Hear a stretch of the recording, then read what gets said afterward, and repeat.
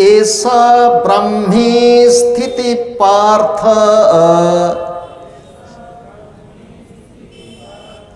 नैनां प्राप्य विमुह्यति स्थित्वा स्यामन्तकालेऽपि ब्रह्मनिर्वाणमृच्छति। पार्थ, ऐसा ब्राह्मी स्थिति ही एनाम प्राप्य न विमुह्यति अंतकाले अपि अस्याम स्थित्वा ब्रह्मनिर्वाणम रुच्छति। हे अर्जुन, यह ब्रह्म प्राप्त पुरुषंक स्थिति अटे। यह को प्राप्त होई जोगी केबे हेले मोहित हुअन्ति नाही। अंतकाल रे मध्य एही ब्राह्मी स्थिति रे स्थित होई ब्रह्मानंद को प्राप्त हुअन्ति। भगवान विष्णु बहु अवतार नेचंती। बहु अवतारंक मध्यरे गोटे अपूर्व अलौकिक अवतार से होचंती मोहिनी। आपण माने हुए तो श्रीमद् भागवतंक वर्णना मध्यरे मोहिनी अवतार विषय पढ़ी थे वा शुणी थे। समुद्र मंथन देवता एवं असुर मानकर मिलित सहयोगरे समुद्र मंथन रु अमृत कलश प्राप्ति। अमृत उपरे लोभ कहार नाही। असुर माने जदि अमृत पान कर दियंती ताले असुर माने अमर हो जाए। एही भली एक संकटमय स्थिति रे अमृतंकर सुरक्षा आसुरी शक्ति को शक्तिहीन करने पाई एक सुचिंतित पदक्षेप सेथि निमंते भगवान को मोहिनी रूप रे अवतार नेबाक पड़िला। मोहिनींकर रूप, तांकर चक्षु भंगी, तांकर कथा कहिबार शैली, वाक्चातुरी, ये सब देखी असुर माने मुग्ध हो गले।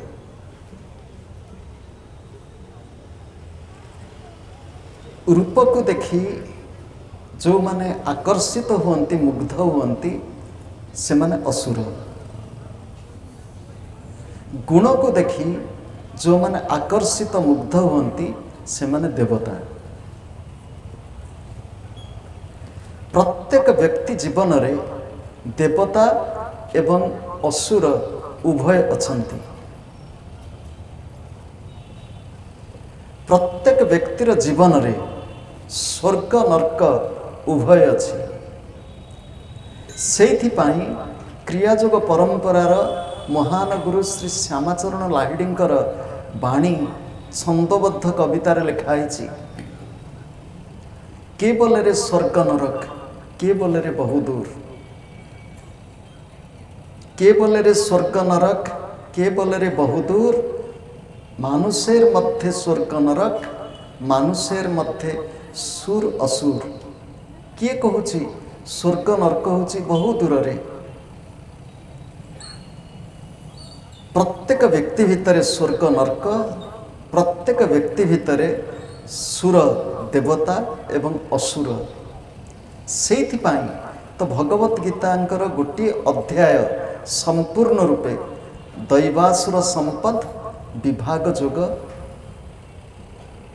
आम समस्तंक भितरे दैवी संपत्ति अच्छी, सद्गुण अच्छी, आसुरी संपत्ति अच्छी, आसुरिक गुण मध्य अच्छी।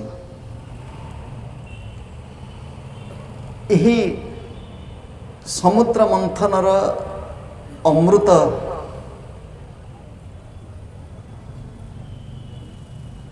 बंटन कथा तो देखिले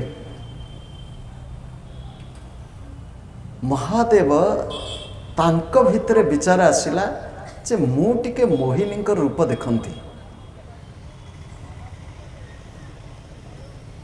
से प्रार्थना कले भगवान विष्णु को, हे विष्णु तुम्हें तुमर से मोहिनी रूप मत टिके देखा।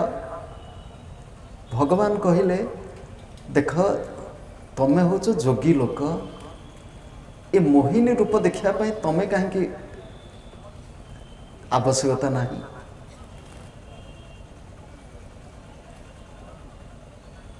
कहिबार तात्पर्य होची महाजोगी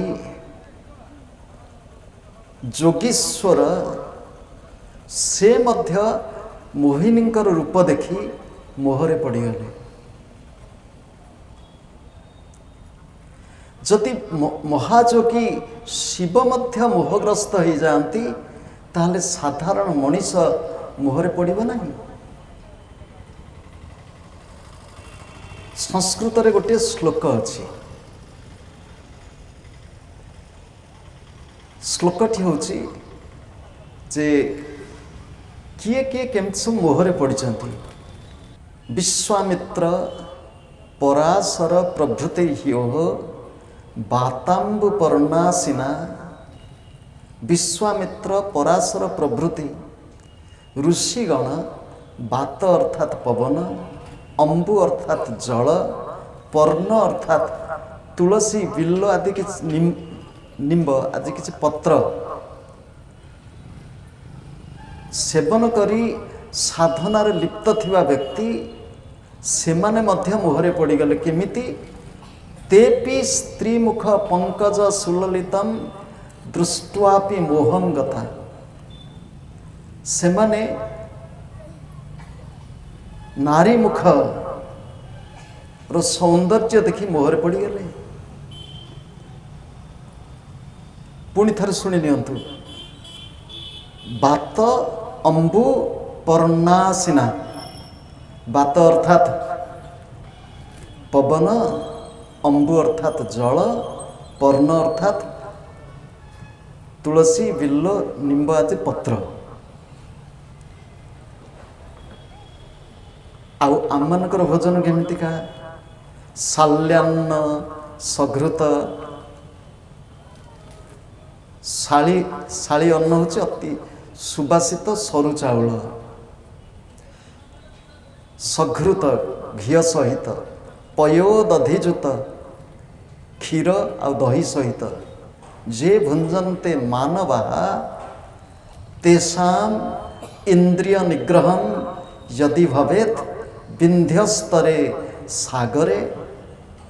चिकण चाकण पाउथिबा मनीषर जदि इंद्रिय निग्रह मोह विजय हो ताहले विंध्य समुद्र विंध्य तरीजीव भासीब।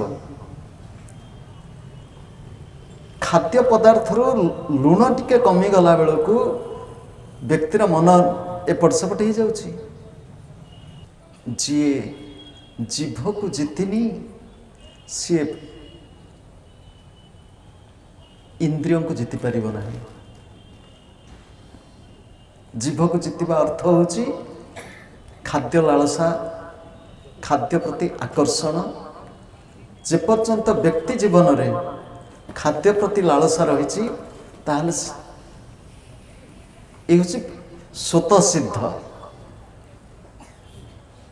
खाद्य प्रति लालसा। एठी टिके निजर विचार को स्पष्ट कर दबा पाई आमर पांचटी कर्मेंद्रिय, पांचटी ज्ञानेन्द्रिय। पांचटी कर्मेंद्रिय, पांचटी ज्ञानेन्द्रिय आम देहरे थिबा पांचटी चक्र भितरे लीलाखेला करुचंती। ए पांचटी चक्र मूलाधार रे माटी, स्वाधिष्ठान रे पानी, मणिपुर रे अग्नि, ଅନାହତରେ ବାୟୁ, ବିଶୁଦ୍ଧରେ ଆକାଶ ଏବଂ ଏ ପ୍ରତି ଚକ୍ରରେ ଗୋଟିଏ ଲେଖା କର୍ମେନ୍ଦ୍ରିୟ, ଗୋଟିଏ ଲେଖା ଜ୍ଞାନେନ୍ଦ୍ରିୟ ଯୁକ୍ତ ହେଇକରି ଅଛନ୍ତି। ଆକାଶ ତତ୍ତ୍ୱ ଦୁଇଟି ଇନ୍ଦ୍ରିୟ ସହିତ ଯୁକ୍ତ, ଶବ୍ଦ ସୃଷ୍ଟି କରୁଥିବା ବାକ୍ ଇନ୍ଦ୍ରିୟ, ଶବ୍ଦ ଗ୍ରହଣ କରୁଥିବା ଶ୍ରବଣ ଇନ୍ଦ୍ରିୟ, ଇଏ ହେଉଛି କଣ୍ଠରେ ବିଶୁଦ୍ଧ ଚକ୍ରରେ। ଅନାହତ ଚକ୍ର ବାୟୁ, ବାୟୁ ଏ ଦୁଇଟି ଇନ୍ଦ୍ରିୟକୁ ଯୁକ୍ତ କରିକି ରଖିଛି।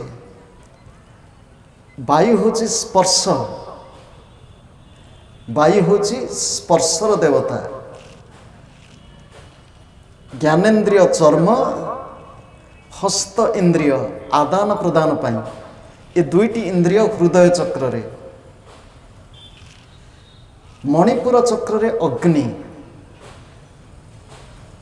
ଅଗ୍ନି ଦର୍ଶନେନ୍ଦ୍ରିୟ ଏବଂ ପାଦ ଚଳତ୍ ଇନ୍ଦ୍ରିୟ।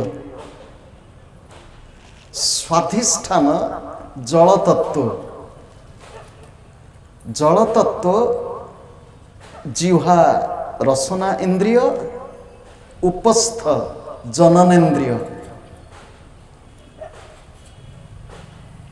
ସେଇଥିପାଇଁ କହିଲୁ ରସନା, ରସନାର ବିଜୟରେ ଉପସ୍ଥ ବିଜୟ। ଯେଉଁ ବ୍ୟକ୍ତିର ଖାଦ୍ୟ ଲାଳସା ଉପରେ ସଂଯତ ଅବସ୍ଥା ନାହିଁ, ସେ ବ୍ୟକ୍ତି କାମ ବିଜୟ କରିପାରିବ ନାହିଁ। ମୂଳାଧାର ନାସିକା ଘ୍ରାଣେନ୍ଦ୍ରିୟ ଏବଂ ବାୟୁ ମଳଦ୍ୱାର, ଏ ଦୁଇଟି ଇନ୍ଦ୍ରିୟ। ଆମେ ଯଦି ପ୍ରକୃତରେ ମୋହରୁ ମୁକ୍ତ ହେବାକୁ ଚାହୁଁଛୁ, ଭଗବାନ କହୁଛନ୍ତି ଅର୍ଜୁନ ଏସା ବ୍ରାହ୍ମୀ ସ୍ଥିତି, ବ୍ରାହ୍ମୀ ସ୍ଥିତିରେ ଯିଏ ରହେ ସିଏ ମୋହ ପ୍ରାପ୍ତ ହୁଏ ନାହିଁ। ବ୍ରାହ୍ମୀ ସ୍ଥିତି ଅର୍ଥ ହେଉଛି ସର୍ବବ୍ରହ୍ମମୟ। এই ବିଚାର ପ୍ରଥମେ, ଯାହା କିଛି ମୁଁ ଦେଖୁଛି ଏ ଅନ୍ୟ କିଛି ନୁହଁ, ଏ ହେଉଛି ବ୍ରହ୍ମମୟୀ ମାଙ୍କର ରୂପ। ସେ ଛୋଟ ଶିଶୁର ହାସ୍ୟ ହେଉ ବା ଯୁବତୀ ନାରୀର ଲାସ୍ୟ ହେଉ, ଏସବୁ ହେଉଛି ମାଙ୍କର ହିଁ ରୂପ। ଯିଏ ବ୍ରହ୍ମମୟୀକୁ ଭଲ ପାଏ, ବ୍ରହ୍ମମୟୀଙ୍କ କୃପାରୁ ଜୀବନର ଆସୁଥିବା ଦୁର୍ବଳତାରୁ ସେ ମୁକ୍ତ ହୋଇଯାଏ। ଅର୍ଜୁନ, ବ୍ରାହ୍ମୀ ସ୍ଥିତିର ଅର୍ଥ ହେଉଛି ନିଜର ବିଚାର ବ୍ରହ୍ମ ବିଚାର ହେଇଯିବ। ଏଠି ବ୍ରହ୍ମ ବିଚାର କଥା ଯେତେବେଳେ କହୁଛୁ, ଏଠି ଟିକେ ଶୁଣି ନିଅନ୍ତୁ। ବ୍ୟକ୍ତିର ବିଚାର କରିବାର ଶକ୍ତି, ବିବେକ ସବୁ ନିର୍ଭର କରୁଛି ବ୍ୟକ୍ତିର ଆହାର ଉପରେ। ଯେଭଳି ଅନ୍ନ ସେଭଳି ମନ। ଆମମାନଙ୍କର ଅନ୍ନ କିଭଳି, ଏଠି ଦୁଇଟି ଦୃଷ୍ଟିରୁ ଅନ୍ନକୁ ବିଚାର କରି ନେବା। ଆମମାନଙ୍କର ଉପାର୍ଜନର ମାଧ୍ୟମ କ'ଣ? ଆମେ ସତ୍ ପଥରେ ଉପାର୍ଜନ କରୁଛୁ ନା ଅସତ୍ ପଥରେ ଉପାର୍ଜନ କରୁଛୁ? ଦେଖନ୍ତୁ, ଅସତ୍ ଉପାୟରେ ଅର୍ଜିତ ଅର୍ଥ କୌଣସି ପ୍ରକାର ଶାନ୍ତି ଆନନ୍ଦର ଉତ୍ସ ହେଇପାରିବ ନାହିଁ। ଲୋଭରେ ପଡ଼ିଛି ନା ଏପଟ ସେପଟ କରିକିରି ରୋଜଗାର କରିବାକୁ ଚିନ୍ତା କରୁଛୁ, କିନ୍ତୁ ଏହା ଦ୍ୱାରା ଆମର ଜୀବନ ଯେ ନଷ୍ଟ ଦିଗକୁ ଯାଉଛି ଆମେ ସେଟା ବିଚାର କରିପାରୁନୁ। आहार शुद्धिर द्वितीय होची भारत वर्ष रे आम कृषि को अवहेला कर देछु। जो समाज रे शिक्षक कृषक एवं सैनिक सैनिक अर्थात आभ्यंतरीण बा सीमारे सुरक्षा दौथिबा लोक इमाने सुस्थ निष्ठापर एवं समाज रे आदर्श स्थानीय नही पारिबे से समाज कौन सी प्रकार सुस्थ हो पारिबो नाही। पुणी थरे मन रखंतु शिक्षक कृषक एवं सैनिक अर्थात देशर आभ्यंतरीण सुरक्षा एवं सीमांत सुरक्षा प्रदान करुथिबा सुरक्षा बल कृषक मान को भूल बाटे नहीं गलु।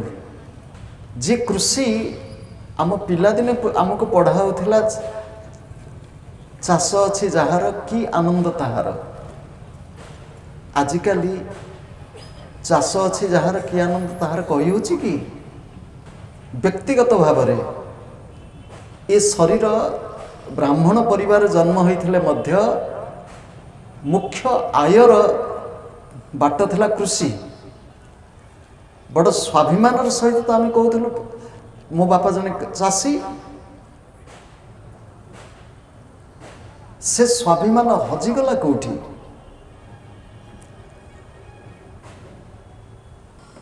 से स्वाभिमान को फेरी आनिया पाई जदि भगवान कृष्ण बलराम गोपालन एवं कृषि ताको सम्मान दबा को चाहिए आमको पुणी विचार को परिवर्तन करने को पड़िबो। अर्जुन ऐसा ब्राह्मी स्थिति पार्थ नयनाम प्राप्य विमुह्यति। जार विचार ब्रह्म विचार जार दृष्टि ब्रह्ममयी जार आहार अन्न ब्रह्म तार जीवन ब्राह्मी स्थिति रे स्थिर हो जीवो। एठी अन्न ब्रह्म विषय आउ टिके पदे कहि दउछु। अन्न ही ब्रह्म। उपनिषद मंत्र अन्नम ब्रह्म इति व्यजानात्। अन्नम को ब्रह्म बोली जान। स्थूल शरीर अन्नमय।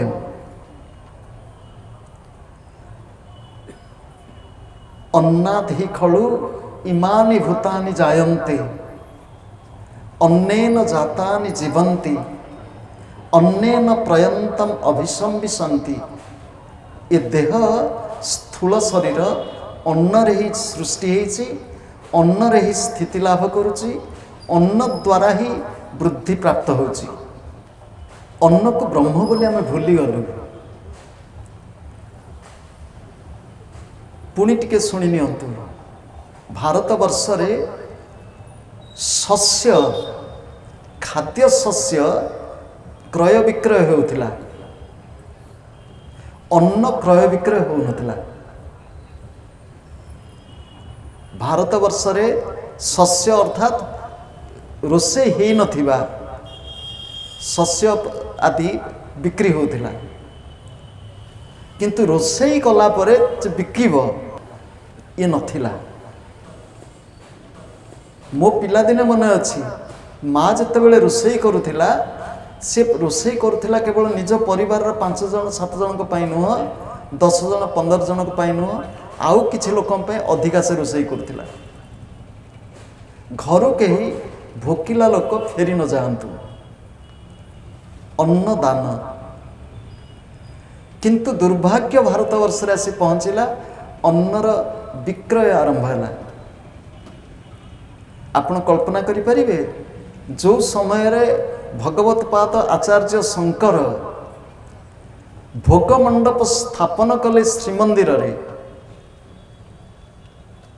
भोग मंडप जो स्थापन है जहाँ आम भंड भोग बोली कहू भोग मंडपर पृष्ठभूमि रे श्रीक्षेत्र पुरी रे प्रतिष्ठित आश्रम माने ही भोग व्यवस्था करी भक्त मानक बिना मूल्य रे भोग बांटी दब ना। जिते बड़े आम अन्नर विक्रय कलु पाप वृद्धि है। अन्न को ब्रह्म को बिकिब केमिति केवल सेतिकी नुह आमମାନଙ୍କର खाद्य रुचि रे विकृति नाना प्रकार कदर्य वस्तु को भोजन करिया पाई आजिकल का जो प्रचार अभिमुखी जुगरे आम कौन एणु तेणु सब पिला मन को खुआई दउछ। अन्न द्वारा ही व्यक्ति जीवन विकृति पुणी अन्न को बदलई देले जीवन रे परिवर्तन घटिब।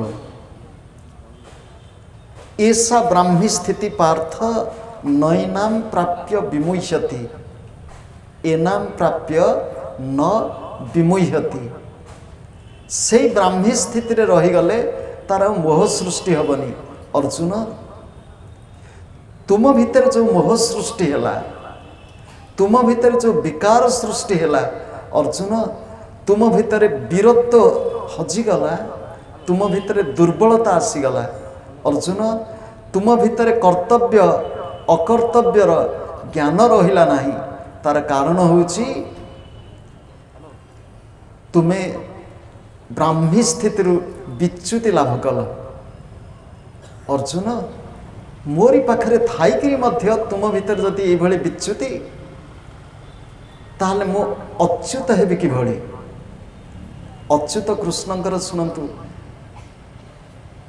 जते बेले प्रथम अध्याय रे भगवान को कहते रथ स्थापय में अच्युत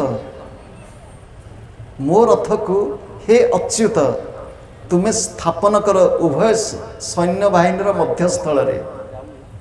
आमे जदि से अच्युत गुरु तांकर शरणापन्न ताहले आमर विच्युति होची काहेकि विच्युति होची एथि पाई जे आमे बसीचु सिना गुरुंक पाखरे किंतु मन नाही तांक पाखरे। अर्जुन स्थित्वा श्याम अंतकालेपि गतकाले आलोचना करथिले अंतकाल को समय आम अंतकाल हब जना अछि। जो माने जोगी जो माने महापुरुष से पूर्वर जना थाए जे केबे मु जीवी प्राणीर भल मंद बाणी मरण काले ताहा जानी। अर्जुन स्थित्वा श्याम अंतकालेपि जो व्यक्ति र दृष्टि ब्रह्ममयी जो व्यक्तिर विचार ब्रह्म विचार जो व्यक्तिर आहार अन्न ब्रह्म से व्यक्ति अंतकाल रे मोहग्रस्त हुए नहीं। अंतकाल रे किभली भावना थाए एठी भगवान कहउछंती ब्रह्म निर्वाणम रुच्छति ब्रह्म निर्वाणम रुच्छति। ब्रह्म निर्वाण कहले कौन रुच्छति कहले कौन रुच्छति आचार्य शंकर कहउछंती प्राप्नोति से ब्रह्म निर्वाण प्राप्ति हुए। एठी निर्वाण शब्द टिके देखिदबा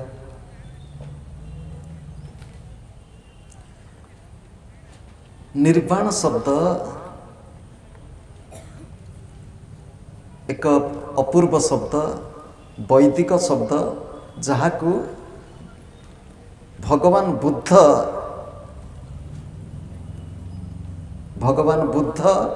ये शब्दटी को वैदिक साहित्य नहीं।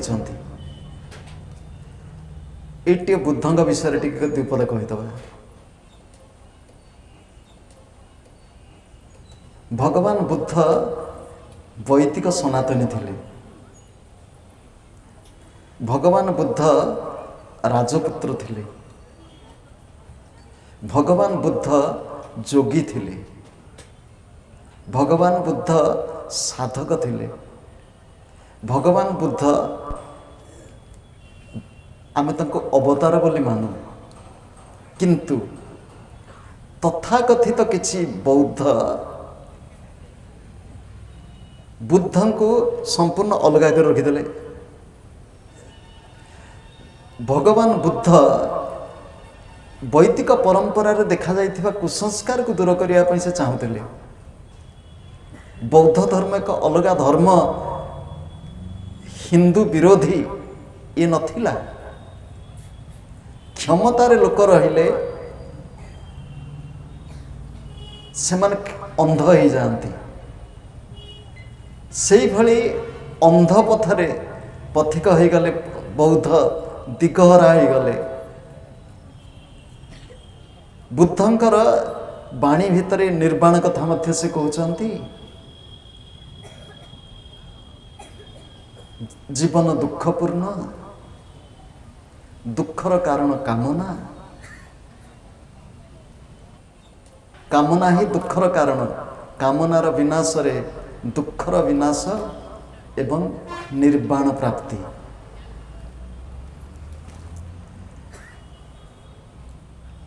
निर्वाण शब्द कौन? निर्वाण शब्दर गोटे होची अर्थ होची मोक्ष। निर्वाण शब्दर तात्विक अर्थ होची बाण नाही, बाण नाही। के बाण होची कौन? बाण होची कौन? आपण केबे कौन बाण जान नांती? धनुर बाण।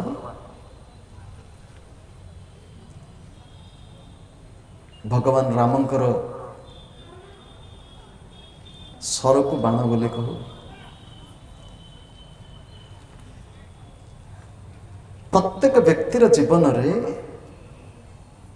श्वास होची बाण। प्रत्येक व्यक्तिर जीवन रे श्वास होची बाण। ए श्वास जाउची आसुची एवं साधारण व्यक्ति से श्वास पर तार लक्ष्य नहीं कि नजर नहीं। जे साधक तार श्वास पर लक्ष्य थाए।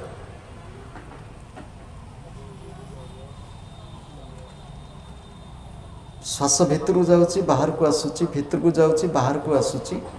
जे साधक केवल श्वास पर लक्ष्य रखे ता नुह, ये श्वास ही भगवान एक कथा से स्मरण रखे।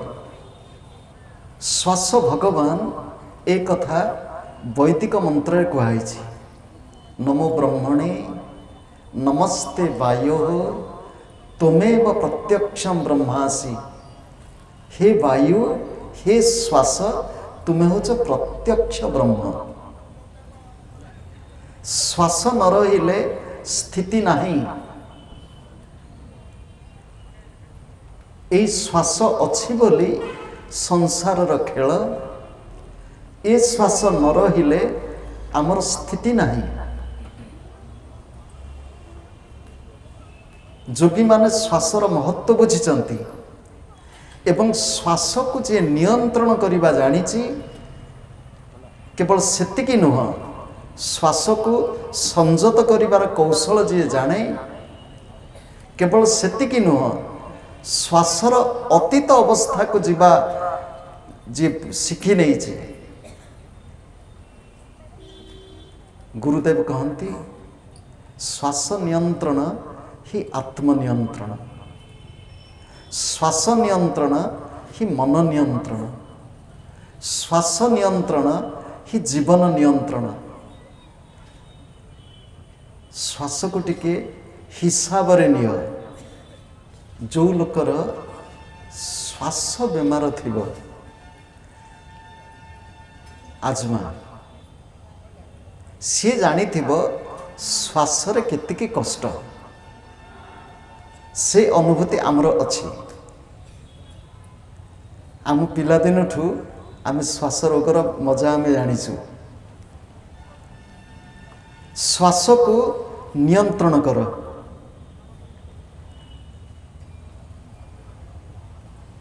आयु वायु बलम वायु वायु धाता शरीरिण। व्यक्तिर जीवन होची श्वास। निर्वाण शब्दर अर्थ होची श्वास संयत अवस्था। अर्जुन बाण होची प्राण। निर्वाण शब्दर अर्थ होची प्राण को से प्राणमयी पादरे समर्पण। अर्जुन बाण होची प्राण। प्रति बाण प्रति प्राण प्राणेश्वर पाखरे से भितर लुचिकी अछंती। से भितर लुचि रही श्वास नौचंती। टिके खाली चिंता कर दियंतु, श्वास न रहिले जीवन शेष। आमे थकी जाउछु जेते बेले, क्लांत होउछु जेते बेले, सोई पडुछु, किंतु भितरे थाई से दिन राति 24 घंटा श्वास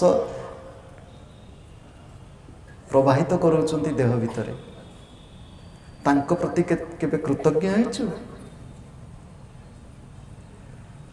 श्वासर गति अनवरत चलीची। हृत्पिंडर स्पंदन अनवरत चलछि। केबे आमे कल्पना करू जे मोर देहरे थिबा श्वास जंत्र हृदयंत्र टिके विश्राम नियंतु। पक्षांतरे हृदय उपरे चाप, श्वास उपरे चाप आमे देइकरी केते कष्ट ए देह को न दौचु। अर्जुन ब्रह्म निर्वाणम रुच्छति। ब्रह्म निर्वाण शब्दर अर्थ होची